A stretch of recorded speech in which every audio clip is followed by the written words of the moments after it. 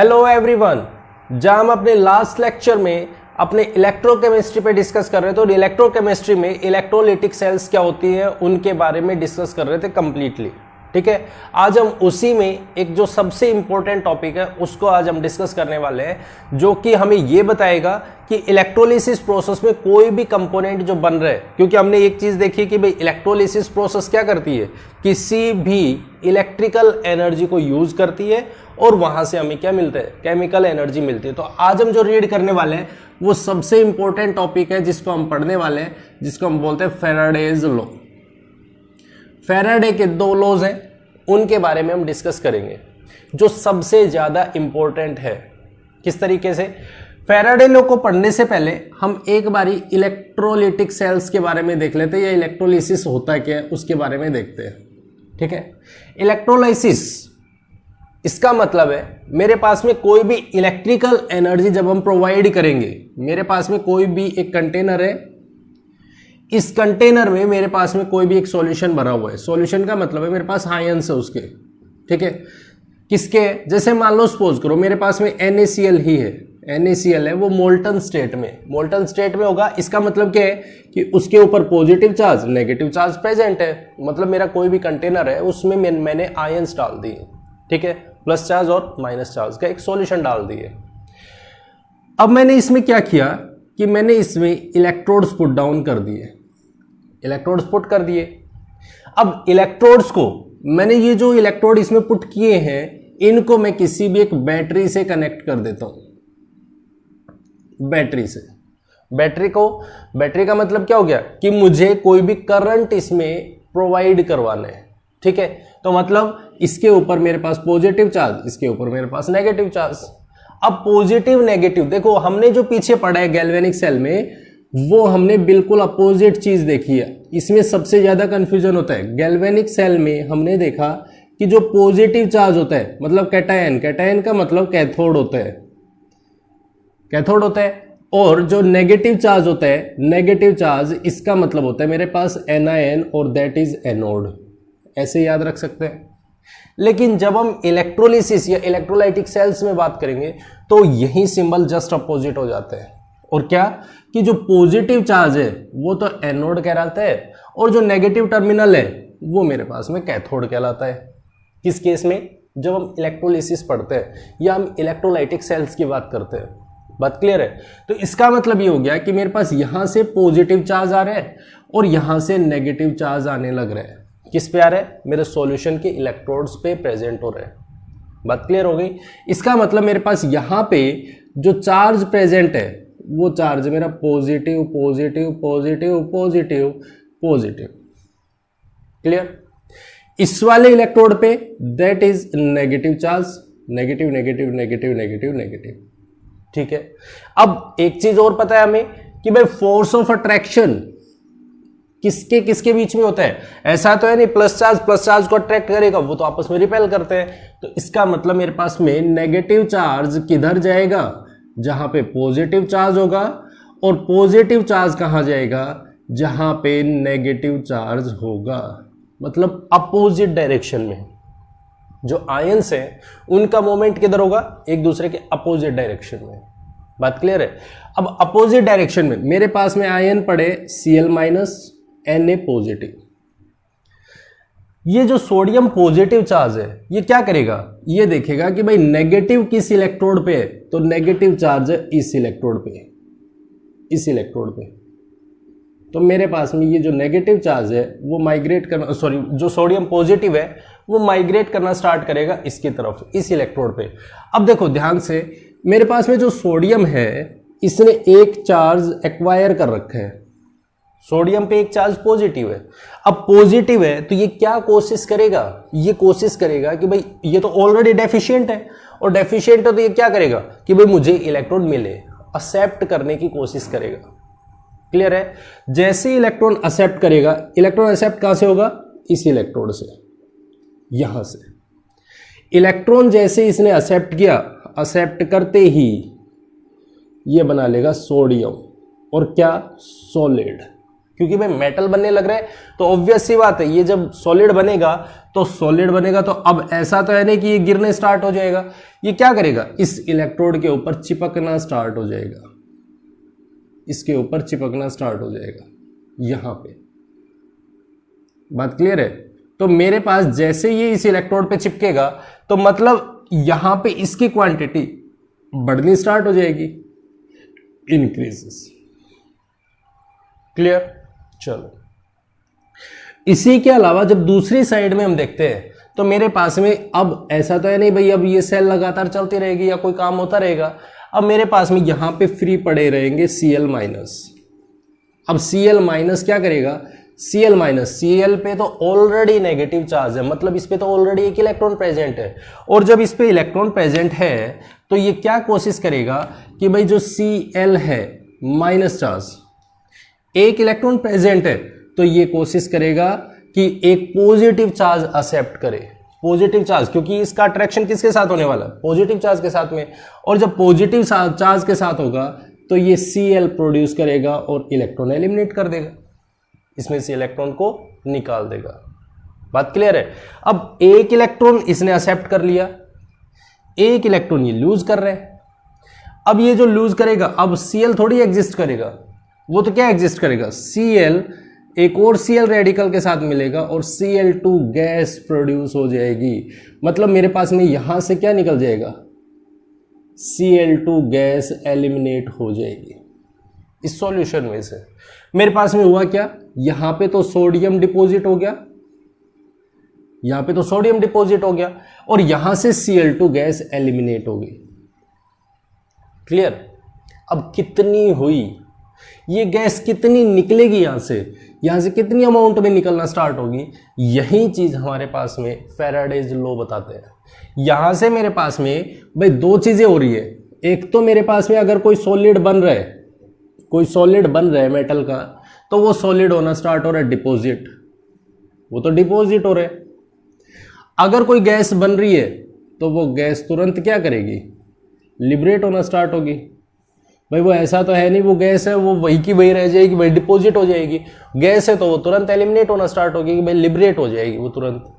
अब जब ये गैस लिबरेट होगी तो मेरे पास में यहां पे दो कंडीशन हो रही है, कितनी अमाउंट में होने लग रहा है ये प्रोसेस, कितनी क्वांटिटी हो रही है इसकी या वेट है इसका, वही मेरे पास में इस चीज को बताता है कि भाई कितनी अमाउंट में मेरे पास में यहां पे ये सोडियम मेटल है वो डिपॉजिट हो रहा है या फिर कितनी अमाउंट में मेरी गैस है वो एलिमिनेट कर रही है, उसी को हम बोलते हैं फैराडेज फर्स्ट लॉ।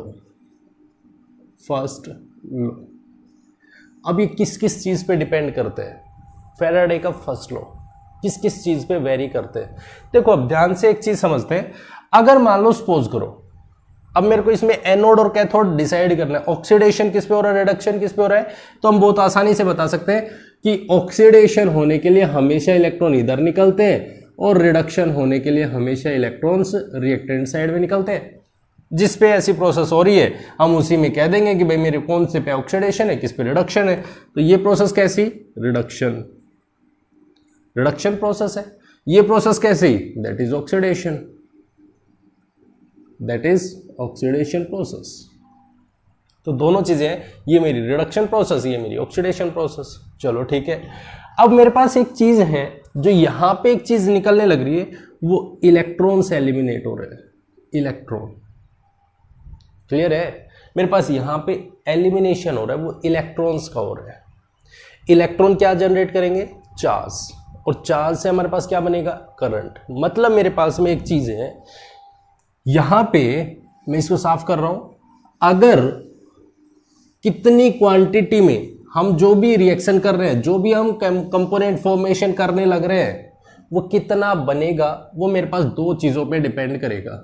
मेरे पास जो भी ये सेल बनी हुई है, इस सेल में यहां से अगर यदि हम दोबारा से फॉर्मेशन करते हैं, भाई सोडियम पॉजिटिव और Cl नेगेटिव, ये कितनी क्वांटिटी में माइग्रेट करेंगे, यहां से सोडियम पॉजिटिव है वो कितना जाएगा, कितना डिपॉजिट होगा, इसका वेट कितना होगा वो डिपेंड करेगा मेरे पास में यहां से करंट कितना आने लग रहा है। भाई ये जो बैटरी है, ये बैटरी कितना करंट प्रोड्यूस कर रही है। अब ये कितना करंट प्रोड्यूस कर रही है वो तो हमारे पास में करंट पे डिपेंड हो गया कि भाई यहां से जो सोडियम पॉजिटिव है वो इस इलेक्ट्रोड की तरफ जाएगा, माइग्रेट करेगा, तो ऑब्वियस सी बात है यहां पे करंट आएगा। करंट आने का मतलब क्या है भाई, चार्ज आना ही तो है। जितना ज्यादा करंट होगा उतना ही वेट इस पे डिपॉजिट होता चला जाएगा। चलो अब मान लो सपोज करो, अब कुछ टाइम के लिए तो वो करंट आ रहा है, फिर वो बंद हो गया, आ रहा है फिर बंद हो गया, तो क्या दोबारा से वो होगा? नहीं होगा। तो मतलब किस चीज पे डिपेंड कर रहे हैं? अगर यदि यही करंट लगातार प्रोड्यूस हो रहा है टाइम के साथ में, भाई मान लो मेरा टाइम है 1 सेकेंड, 1 सेकेंड आया रुक गया, उसके बाद क्या होगा? करंट आ ही नहीं रहा है, करंट नहीं आ रहा है, तो क्या होगा? क्या इसमें सोडियम डिपॉजिट होगा? नहीं होगा। क्यों? क्योंकि करंट ही नहीं आ रहा है, करंट नहीं आ रहा है, तो इसका मतलब क्या है कि मेरे पास में सोडियम का डिपोजिशन नहीं होगा। तो दूसरी कंडीशन है कि यही जो वेट है डिपेंड करेगा मेरे पास टाइम पे। तो इसका मतलब weight that is directly proportional to current और weight that is directly proportional to time T. तो मेरे पास यहां से क्या कंडीशन बन गई? दोनों को अगर यदि मैं प्रोपोर्शनल लेता हूं दोनों टर्म्स को, तो weight is equals to I into T. ध्यान से समझना है, अब जो रिलेशन बनने जा रहा है वो इसके न्यूमेरिकल्स को सॉल्व करने के लिए सबसे ज्यादा इंपॉर्टेंट होगा, बहुत ध्यान से समझना है। तो weight is directly proportional to I into T. अब हमने एक फिजिक्स में हमने जो भी चार्ज के टर्म में पढ़ा है, चार्ज के टर्म में एक रिलेशन पढ़ा है कि चार्ज क्या होता है, चार्ज को हम इंडिकेट करते हैं क्यू से, भाई करंट को हम इंडिकेट करते हैं आई से, टाइम को हम इंडिकेट करते हैं टी से। तो मेरे पास अगर यदि चार्ज का फॉर्मूला देखूं तो चार्ज होता है मेरे पास में करंट इनटू टाइम। तो मैं इस रिलेशन को मैं डायरेक्टली लिख सकता हूं, weight is directly proportional to Q. ये बन गया। अब क्योंकि जब हमारे पास में कोई भी प्रोपोर्शनल कांस्टेंट होता है, प्रोपोर्शनल का साइन होता है, तो हम वहां से कांस्टेंट अप्लाई करते हैं और वो कांस्टेंट क्या होगा कि हम यहां पे W is equals to Z into Q हो जाता है, जेड इंटू क्यू। अब W क्या है? W तो मेरे पास में वेट है। अब वो वेट किसका है? चाहे तो वो गैस लिबरेट हो रही है, कितनी क्वांटिटी में वो गैस लिबरेट हो रही है, या मेरे पास में कितनी क्वांटिटी में कोई भी सॉलिड है वो डिपॉजिट होने लग रहा है, ये उसका वेट है, ये उसका वेट है। ठीक है। क्यू क्या है? क्यू है मेरे पास में चार्ज, भाई कितनी अमाउंट में चार्ज बनने लग रहा है, चार्ज प्रोड्यूस हो रहा है, उसके ऊपर डिपेंड कर रहा है मेरे पास चार्ज। और जो जेड है ये सबसे ज्यादा इंपॉर्टेंट फैक्टर है, Z is the important factor. इस चीज को नोट कर लेना, सबसे ज्यादा इंपॉर्टेंट फैक्टर आपका जो भी होगा आपके न्यूमेरिकल सॉल्व करने के लिए वो जेड ही रोल प्ले करेगा। और वो क्या होगा? जेड का मतलब होता है मेरे पास में electrochemical, electrochemical equivalent, electrochemical equivalent. अब यहां पे हमारे पास में दो टर्म्स आती हैं, एक जो हम पहले पढ़ के ग्राम इक्विवेलेंट और एक हम पढ़ रहे हैं यहां पे इलेक्ट्रोकेमिकल इक्विवेलेंट। इन दोनों में डिफरेंसेस क्या है? भाई यहां पे जो जेड है वो इलेक्ट्रोकेमिकल इक्विवेलेंट है, क्या इंडिकेट कर रहे हैं, क्या चीज बताना चाहता है हमें? देखो मेरे पास में अगर यदि यहां पे बात करूं कि जो इलेक्ट्रोकेमिकल इक्विवेलेंट है, इक्विवेलेंट का मतलब अगर मैं एक पहले हम छोटा सा एक रिलेशन देख लेते हैं, नॉर्मेलिटी का फॉर्मूला लिखते हैं, नॉर्मेलिटी, नॉर्मेलिटी जो आप बहुत अच्छे से जानते हो। नॉर्मेलिटी का मतलब क्या होता है? नॉर्मेलिटी का फॉर्मूला होता है number of gram equivalents, gram equivalents divided by number of gram equivalents, divide ही करते हैं उसको वॉल्यूम ऑफ सॉल्यूशन से, वॉल्यूम ऑफ सॉल्यूशन। अब ये जो ग्राम इक्विवेलेंट है, ग्राम इक्विवेलेंट्स, इसका फॉर्मूला क्या होता है? इसका फॉर्मूला होता है नंबर ऑफ, या हम ये कह सकते हैं mass upon equivalent mass, equivalent mass. ध्यान से समझना इस बात को, ये सबसे ज्यादा इंपॉर्टेंट बनता है। अब ये इक्विवेलेंट मास क्या होता है? इक्विवेलेंट मास होता है mass upon molar mass upon n factor that is equals to this, मेरे पास में इक्विवेलेंट मास का फॉर्मूला क्या होता है, इक्विवेलेंट मास होता है, सॉरी ये तो मैंने ग्राम इक्विवेलेंट्स का लिख दिया, इक्विवेलेंट मास का फॉर्मूला होता है mass upon molar mass upon n factor, molar mass upon n factor. यहां से हम एक रिलेशन देखेंगे जो कि आपको इसमें हेल्प करेगा, ठीक है। इक्विवेलेंट मास का हमने यहां पे फॉर्मूला लिख दिया है, equivalent mass that is equals to molar mass upon n factor. ये चीज मैंने यहां पे लिख दी है, ठीक है, जो आपको काम आएगा। क्लियर है? चलो अब यहां से हमारे पास में इसका रिलेशन देखते हैं, इलेक्ट्रोकेमिकल इक्विवेलेंट क्या होता है। देखो अगर यदि मान लो सपोज करो, मैंने यहां पे क्या चीज मेंशन की, हमने अभी लिखा है weight is equals to Z into Q. अगर सपोज करते हैं, सपोज क्या करते हैं कि अगर मेरे पास में जो चार्ज है, जो चार्ज प्रोड्यूस हो रहा है वो 1 कूलम्ब चार्ज प्रोड्यूस होने लग रहा है, 1 कूलम्ब चार्ज। भाई मुझे तो किसकी वैल्यू निकालनी है, जेड की वैल्यू निकालनी है कि मेरा इक्विवेलेंट वेट है वो कितना है, जो मेरे पास में इलेक्ट्रोकेमिकल इक्विवेलेंट है वो कितना है, किसके बराबर होगा। अगर मेरे को ये वैल्यू पता चल गई और चार्ज में जो प्रोड्यूस कर रहा हूं उस चार्ज को मैं देख लूं तो मैं वेट बहुत आराम से निकाल सकता हूं कि कितनी क्वांटिटी में यहां पे वेट है वो प्रोड्यूस हो रहे हैं। बात क्लियर है? तो यहां पे 1 कूलम्ब चार्ज अगर है तो W is equals to Z into 1 coulomb. तो इसका मतलब क्या हो गया, जेड की वैल्यू किसके बराबर होगी, जो टोटल वेट प्रेजेंट होगा उसके बराबर होगी। जो वेट प्रेजेंट होगा उसके बराबर मेरे पास में जेड होगा। कब? जब मेरा 1 कूलम्ब होगा। अब अगर 1 कूलम्ब है तो मेरे पास इसके बराबर है, तो मेरे पास 10 कूलम्ब होगा तो मैं 10 से मल्टीप्लाई कर दूंगा इसको, इस वैल्यू को 10 से मल्टीप्लाई कर दूंगा तो वेट आ जाएगा।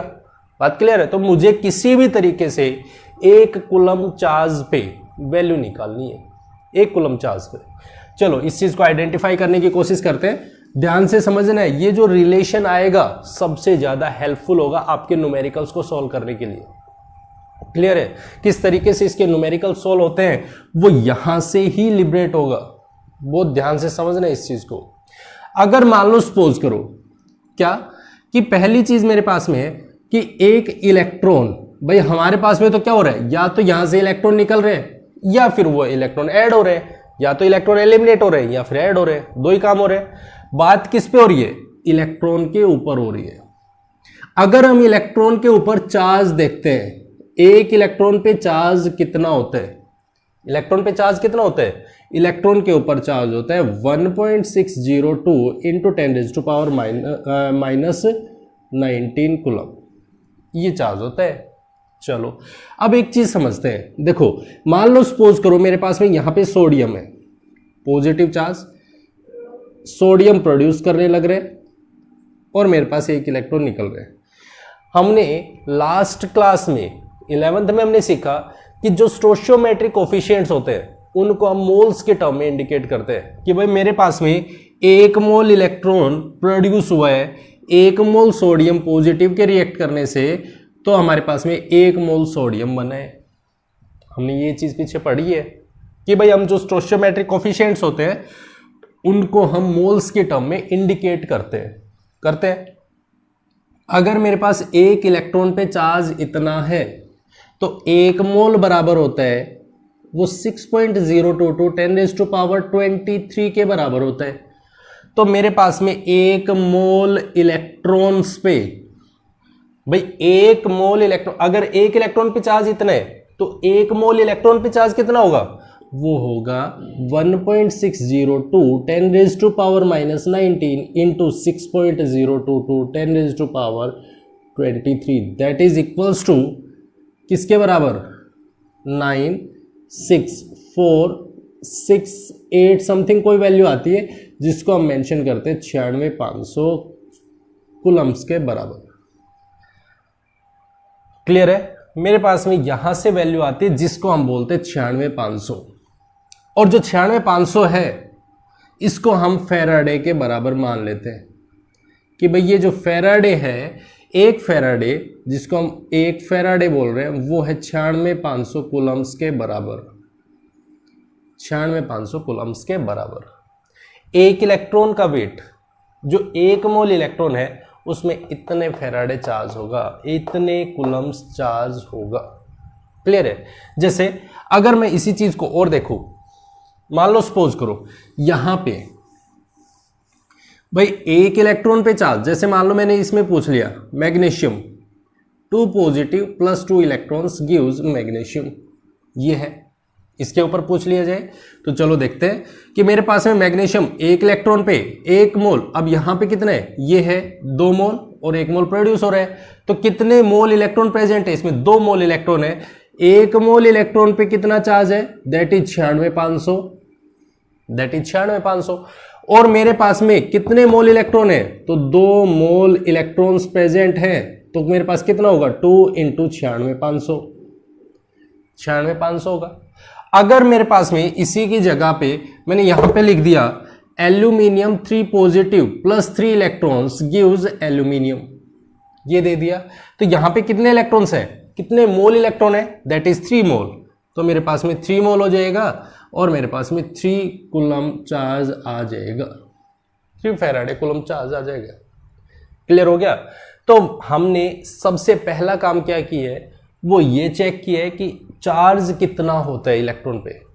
अगर मैं इसका एक जनरल सा रिलेशन देखूं, जनरल सा, अगर मान लो सपोज करो मेरे पास में मेटल है जिसके ऊपर n पॉजिटिव चार्ज है, तो वो n इलेक्ट्रॉन्स को एलिमिनेट करेगा, तो मेरे पास में उसके ऊपर चार्ज कितना होगा, तो 1 मोल पे charge 96,500, n number of moles पे, n मोल्स पे, n मोल इलेक्ट्रॉन्स पे चार्ज कितना होगा, n इंटू 96,500 कूलम चार्ज होगा। ये बात बहुत इंपॉर्टेंट है, ध्यान से समझना इस चीज को। n की वैल्यू हमें क्या बता रही है कि चेंज इन इलेक्ट्रॉन्स, या कितने इलेक्ट्रॉन्स इसमें से निकल रहे हैं, कितने इसमें से ऐड हो रहे हैं, या फिर हम इसको अगर डायरेक्टली समझे तो उस मेटल की वैलेंसी बोल सकते हैं, या फिर अगर हम इसको और भी अच्छे तरीके से समझे तो हम इसी को n फैक्टर भी बोल देते हैं, इसी n को हम n फैक्टर भी बोल देते हैं, वैलेंसी भी बोल देते हैं और चार्ज भी बोल देते हैं। बात क्लियर है? अब मेरे पास में इससे आगे समझने की कोशिश करते हैं। चलो बात क्लियर हो गई ना इतनी? अब मान लो सपोज करो, अब देखो एक चीज और छोटी सी समझ लेते हैं, एटॉमिक मास।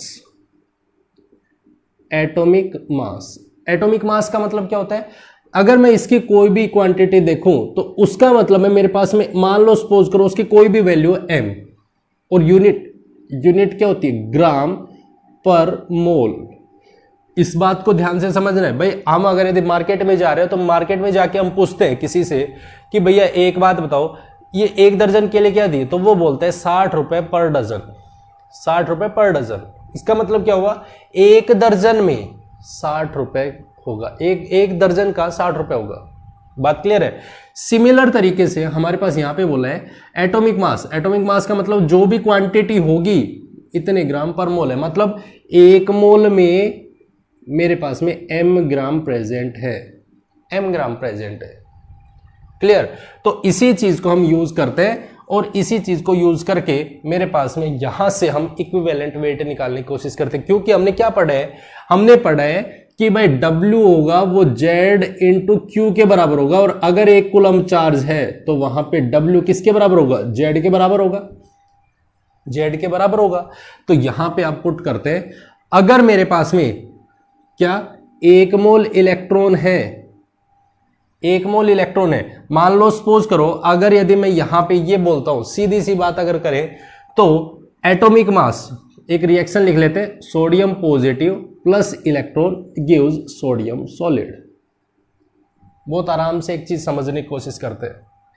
यहां पे मेरा 1 मोल इलेक्ट्रॉन एलिमिनेट हो रहा है, 1 मोल इलेक्ट्रॉन, मुझे किसका वेट निकालना है, 1 कूलम का वेट निकालना है।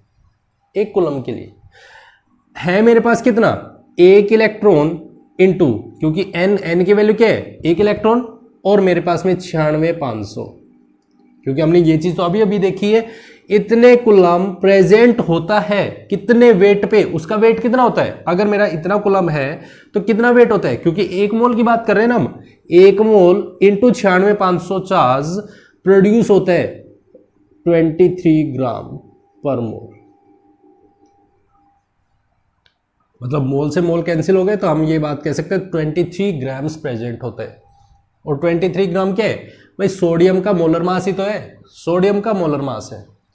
अब मैंने यहां पे कितने कूलम का निकालना है, 1 कूलम चार्ज से अगर मेरा 1 कूलम चार्ज प्रेजेंट है तो वहां पे क्या होगा 23 divided by that is 1 into 96,500 coulomb. अगर इसी की जगह पे मान लो सपोज करो मेरी ये रिएक्शन होती दूसरी, जहां पे हम लिखते magnesium 2 positive plus 2 electrons gives क्या देता, मैग्नीशियम, यही होता।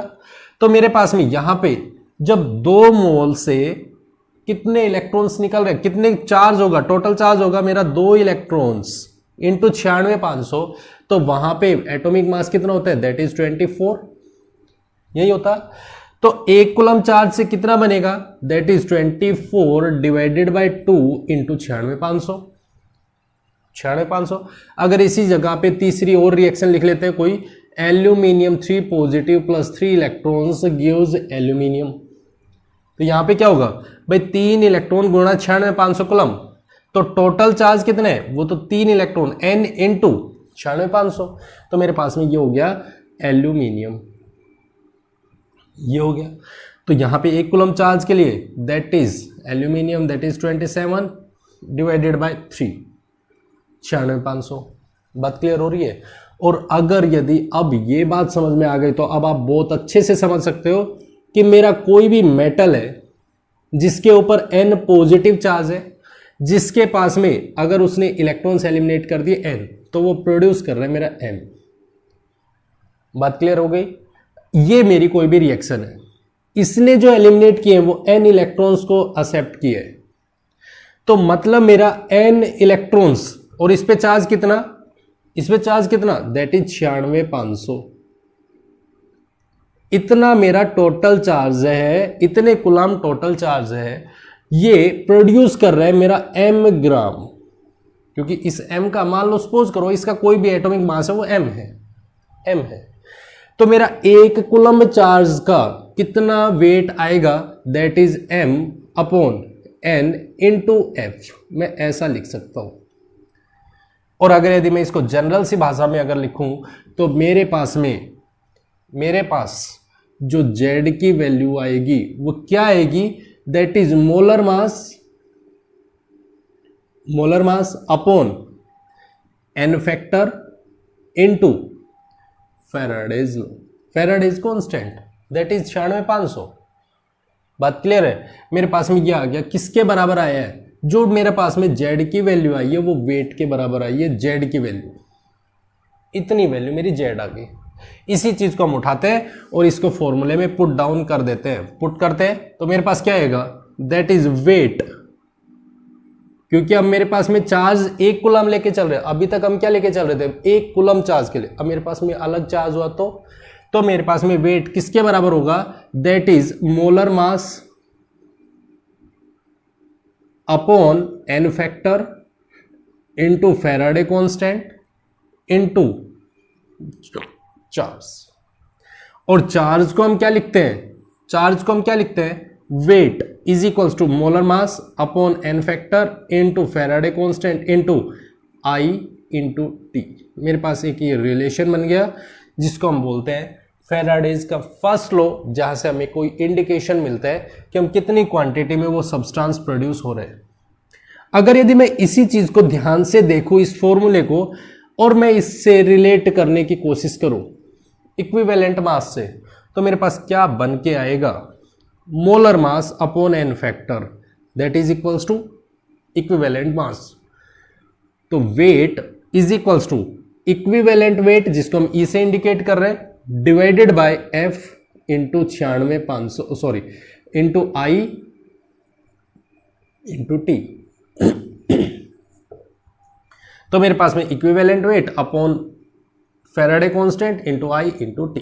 तो मेरे पास में एक रिलेशन बन गया जिसको हम बोल रहे हैं क्या चीज, weight and equivalent weight relation of Faraday's first constant law. First law, बात क्लियर है। कितनी क्वांटिटी प्रोड्यूस होगी वो हमारे पास में यहां से वेट कैलकुलेट करेंगे और उसकी वैल्यू हमारे पास आ जाएगी कि भाई कितना Cl2 बना है, कितना सोडियम पॉजिटिव उस पर लिबरेट हुआ है, उन सब चीजों के बारे में हमें पता चलेगा। अब देखो कुछ केसेस में कोई जरूरी नहीं है आपको वेट पूछ ले, आपको मोल्स कैलकुलेट करवा लिया जाए। आपसे बोल दिया जाएगा कि मोल्स बताओ कितने नंबर ऑफ मोल्स इसमें से एलिमिनेट हुए, कितने जनरेट हुए। तो आप क्या करोगे भाई, weight is equals to molar mass upon n factor into 96,500 into I into T. ठीक है, मोलर मास है, अगर मैं इसको इसके डिवाइड में ले आऊं तो क्या होगा, weight upon molar mass is equals to 1 upon that is I into T upon n factor into 96,500। 96,500 बन गया। तो यहां से मेरे पास क्या फॉर्मूला बन गया, क्या रिलेशन बन गया, तो n दैट इज मोल्स, क्योंकि मास अपॉन मोलर मास होता है, तो मास ये रहा, मोलर मास ये रहा, मोल्स इज इक्वल्स टू क्या हो गया, I into T upon 96,500 into n factor. मेरे पास में यहां से रिलेशन आ जाएगा कि हम मोल्स भी कैलकुलेट कर सकते हैं बहुत आराम से।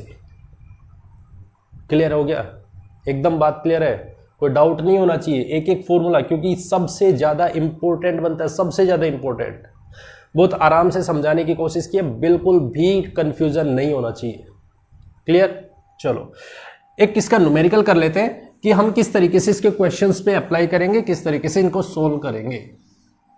जैसे मान लो सपोज करो मेरे पास में कोई भी एक एलिमेंट है जिसको हम बोल रहे हैं आयंस के टर्म में वो प्रेजेंट है।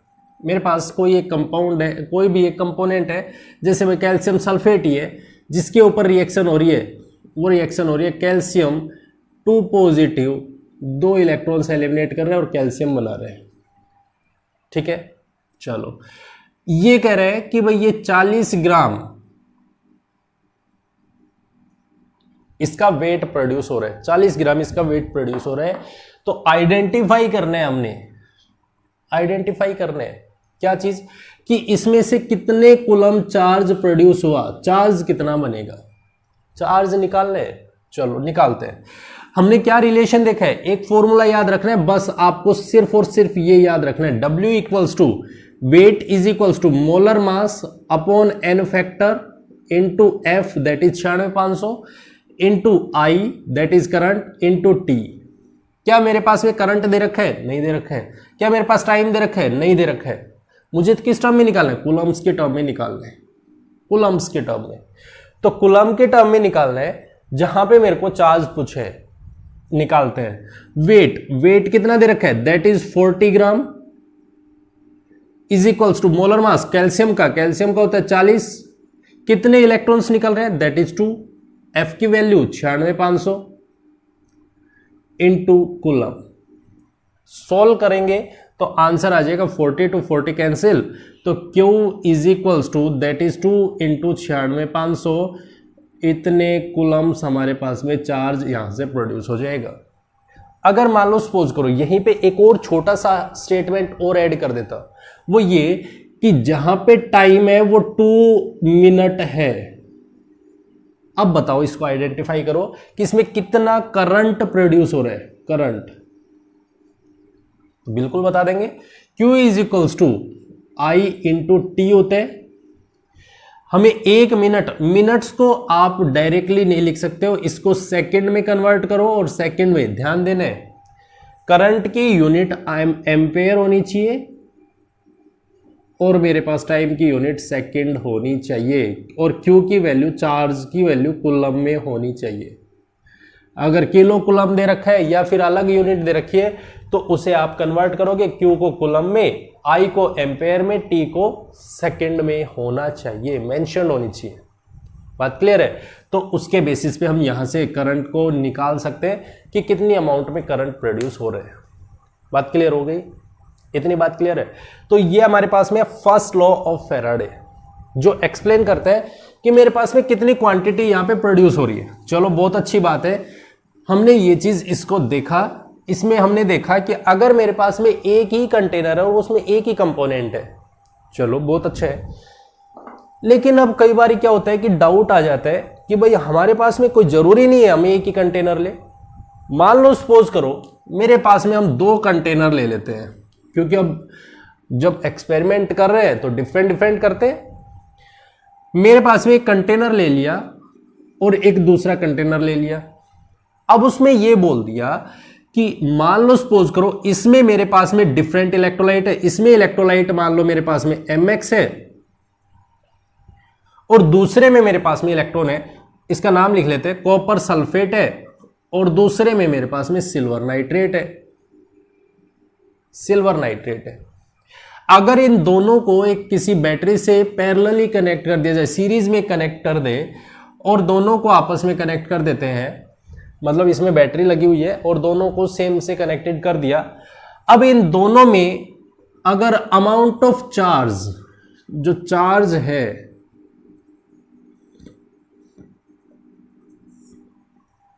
वो अगर सेम डालते हैं, सेम, अगर इसमें चार्ज है वो हम अगर सेम पुट करते हैं, मतलब अभी तक तो क्या हो रहा था कि भाई यहां पे हम कोई भी अलग करंट डाल सकते हैं, यहां पे अलग करंट डाल सकते हैं, तो जितनी अमाउंट में डिफरेंट डिफरेंट अमाउंट में इसमें कंपोनेंट प्रोड्यूस हो रहे हैं कि भाई सिल्वर हो चाहे वो कॉपर हो, कुछ भी हो, अलग अलग प्रोड्यूस हो रहे हैं।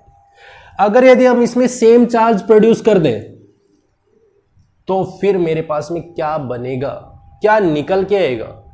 वहीं से हमारे पास में दूसरा जनरेशन होता है जिसको हम बोलते हैं फैराडेज सेकंड लॉ,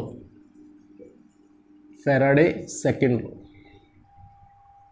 और फैराडे सेकंड लॉ यही कहते हैं, अगर मेरे पास में 2 डिफरेंट इलेक्ट्रोलाइट्स हैं, 2 डिफरेंट इलेक्ट्रोलाइट्स हैं और उसमें हमने same amount of charge produce कर दिया, सेम अमाउंट ऑफ चार्ज उसमें प्रोवाइड कर दिया, तो मेरे पास जो डिफरेंट इलेक्ट्रोलाइट्स हैं वहां से जो भी अमाउंट प्रोड्यूस होगा वो किसके बेसिस पे प्रोड्यूस होगा वो हम देखते हैं। जो फर्स्ट लॉ है उसमें क्या देखा, वेट, जो उसमें क्वांटिटी है वो किसके बराबर आ रही है, क्वांटिटी है वो बराबर आ रही थी Z इंटू क्यू के। ये बन रहा था, हमने फॉर्मूला देखा था वो पीछे ये देखा था। अगर मेरे पास इस कंटेनर में वेट W है 1, वेट W1 है, इसका इलेक्ट्रोकेमिकल इक्विवेलेंट Z है, इसका चार्ज है वो Q है। अगर Q1 ले लो, दूसरी तरफ हम देखें इसका वेट W2 है, इक्विवेलेंट इलेक्ट्रोकेमिकल इक्विवेलेंट Z2 है, और जब मेरे पास चार्ज देखे तो वो Q2 है। अब क्योंकि हमने ये बोला है जब दोनों में सेम चार्ज दे रहे हैं तो that is Q1 equals to Q2 that is equals to Q, वो जो टोटल चार्ज होगा वो Q के बराबर होगा। और जब मेरे पास चार्ज Q के बराबर है तो मेरे पास यहां से वेट निकालते हैं, W1 is equals to Z1 into Q, और W2 दूसरे सल्फेट सॉल्यूशन का अगर यदि मैं W2 लेता हूं तो वो हो जाएगा Z2 into that is Q। अगर मैं इन दोनों का रेशियो लेता हूं तो मेरे पास में W1 upon W2 is equals to Z1 into Q upon Z2 into Q, और Q से Q कैंसिल, तो मेरे पास यहां से क्या वैल्यू निकल के आ गई, यहां से वैल्यू निकल के आ गई W1 upon W2 is equals to Z1 upon Z2, that is equals to क्या, कि मेरे पास अगर किसी भी दो कंपोनेंट्स को अगर आपस में हम एक सीरीज में अटैच कर देते हैं और दोनों को एक ही अमाउंट में करंट, एक ही अमाउंट में चार्ज प्रोड्यूस करवाते हैं, तो हमारे पास में जो वेट प्रोड्यूस होगा वो मेरे पास में दोनों के इलेक्ट्रोकेमिकल इक्विवेलेंट्स का रेशियो के बराबर होता है। बात क्लियर है? तो यहां से मेरे पास Z की वैल्यू आई, और Z की वैल्यू किसके बराबर होती है, दैट इज इक्विवेलेंट अपॉन 96,500, तो मैं इसको इक्विवेलेंट वेट में भी इसको कन्वर्ट कर सकता हूं। तो यहां पे क्या जाएगा, W1 upon W2 is equals to W1 E1 upon 96,500 divided by E2 upon 96,500, ये तो कांस्टेंट कट गया तो मेरे पास ये आ गया E1 अपॉन E2। यहां से मेरे पास में दोनों रिलेशंस बनते हैं जिसको हम बोलते हैं फैराडे सेकंड लॉ। बात क्लियर है? अगर यदि same amount of charge produce कर दिया इसमें, तो हमारे पास में जो भी रिलेशन बनेगा उन दोनों के बीच में जो वेट प्रोड्यूस होगा W1 upon W2 is equals to Z1 upon Z2। Clear, बात क्लियर है। अब उसमें हमारे पास में यहां पे ये पूछा जा सकता है कि भाई कॉपर सल्फेट है तो कॉपर 2 पॉजिटिव, इधर कौन है सिल्वर नाइट्रेट है तो सिल्वर पॉजिटिव, इन दोनों का वेट किसके बराबर होगा, तो मेरे पास में यहां से क्या आ जाएगा W1 दैट इज W1 कौन है दैट इज कॉपर और W2 that is silver positive is equals to किसके बराबर आएगा भाई, जो कॉपर का Z होगा Z of copper 2 positive upon Z of Ag positive, इसके बराबर होगा। अगर यदि इक्विवेलेंट की बात करेगा तो equivalent of copper 2 positive upon equivalent of Ag positive के बराबर होगा। बस हमारे पास यही हमारे पास फैराडे का सेकंड लॉ कहता है। क्लियर हो गया, कोई डाउट नहीं होना चाहिए कि मेरे पास में इसमें से क्या क्या यूज करना है, क्या क्या इसमें से पढ़ना है, क्या क्या चीजें समझनी है। दोनों लॉ सबसे ज्यादा इंपॉर्टेंट बनते हैं कि हमारे पास में पहला हमें बताता है कि वेट कितनी अमाउंट में डिपॉजिट होगा और दूसरा हमें बताता है उन दोनों के बीच में अगर यदि हमने चार्ज सेम प्रोड्यूस कर दिया तो उसके ऊपर। तीसरा इसमें आता है कि भाई इलेक्ट्रोलिसिस का हम क्या क्या एप्लीकेशन यूज करते हैं, क्या क्या एप्लीकेशंस हैं जो इलेक्ट्रोलिसिस प्रोसेस है इसका एप्लीकेशन क्या है। तो हम इसका जितना भी यूज है, क्योंकि हम यहाँ पे इलेक्ट्रिसिटी जनरेट कर रहे हैं, तो जितना भी यूज होगा वो सब कुछ इलेक्ट्रिसिटी पे डिपेंड होने वाली हर रिएक्शन इलेक्ट्रोलिसिस प्रोसेस को यूज करती है। जैसे हम ऑर्गेनिक में पढ़ेंगे कोल्बे इलेक्ट्रोलिसिस प्रोसेस, इसका मतलब वहां पे भी इलेक्ट्रोलिसिस यूज हो रहे हैं। हम आगे चल के अभी इसी चैप्टर में हम पढ़ेंगे कोरोजन, तो उसमें हम इलेक्ट्रोप्लेटिंग करते हैं, इलेक्ट्रोप्लेटिंग में भी इलेक्ट्रोलिसिस प्रोसेस का यूज करेंगे। जितनी भी हम आगे चल के हम मेटलर्जी प्रोसेस पढ़ेंगे, मेटलर्जिकल चैप्टर पढ़ेंगे, उसमें हम पढ़ेंगे इलेक्ट्रो रिफाइनिंग कि भाई हमारे पास में कोई भी जो कंपाउंड होता है, कोई भी एलिमेंट होता है, अगर हम उसको जनरेट करते हैं तो वो हमेशा क्या बनाते हैं, वो हमेशा जब भी हम उसको अर्थ से निकालते हैं, अर्थ का अर्थ से निकालेंगे तो वो हमेशा इम्प्योर होते हैं। हम उसे प्योर बनाना चाहेंगे तो वो प्योर कैसे बनाएंगे, इलेक्ट्रो रिफाइनिंग से भी बनाते हैं, तो उसमें भी यूज होते हैं। इलेक्ट्रोमेटलर्जिकल प्रोसेसेस में भी यूज होता है। मतलब इसके सारे के सारे प्रोसेस इलेक्ट्रिसिटी पे डिपेंड है और जितनी भी प्रोसेस इलेक्ट्रोकेमिस्ट्री को इलेक्ट्रिसिटी को यूज करके होती है उन सभी में इलेक्ट्रोलिसिस प्रोसेस का यूज होता है। बात क्लियर है। तो इसके एप्लीकेशन पार्ट को भी इसको भी दोनों लॉज ध्यान से पढ़ने, ध्यान से समझने। कोई भी डाउट हो तो वो जरूर कमेंट बॉक्स में लिख के मेंशन करना है कि ये चीज समझ में नहीं आई है। तो ये था हमारा आज का लेक्चर जिसमें हमने डिस्कस किया फैराडेज लॉ कंप्लीटली, जिसके बारे में कोई भी डाउट हो तो आप पूछ सकते हो। आई होप आप लोगों के लेक्चर पसंद आया होगा। अगर पसंद आया है तो इसे लाइक, कमेंट और शेयर जरूर करें और अगर चैनल को अभी तक सब्सक्राइब नहीं किया है तो चैनल को सब्सक्राइब जरूर करें। Thank you very much and have a nice day.